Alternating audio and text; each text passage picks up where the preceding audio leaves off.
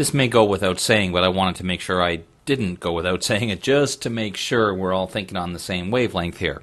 Some of the times we're faced with a challenge because someone hands us a photograph and says, do this please, fix this, or as more realistically, just fix this. Just take him out of this photo, put him on a different one.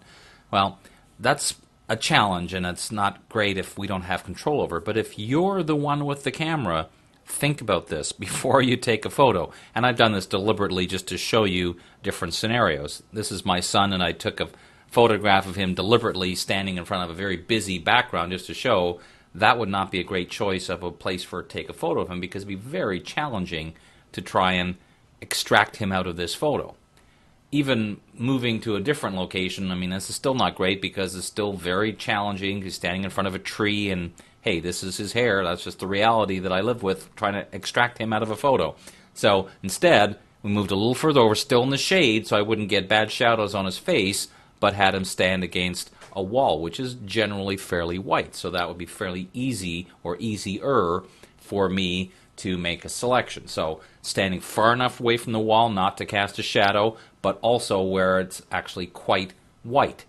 Now, one of the things that we can do, one of the tricks that I'll mention at least once more, I'm sure, and that is the advantage of using adjustment layers, is you might temporarily use an adjustment layer to try and help you. So, for example, in this case, make the background look a lot whiter and make his hair look a lot darker. So then when I'm trying to do things like select color range, for example, it's giving me a higher amount of contrast, so that might help. But now, the other possibility here, we have a studio, and in that studio, part of what we have is a green screen background. Well, this is a particular type of lighting which is meant to be a nice even color, so in theory, it should be easier for me to go into color range and do this. Still have the preview set on from before, but it should still work. And I've got this localized color cluster, so I'm trying to keep adding with the shift key, trying to make it look pretty good. Push the fuzziness up a bit to get a little more of his hair. Something like that. Click OK. Inverse the selection. Pop it up on a layer, see what we've got.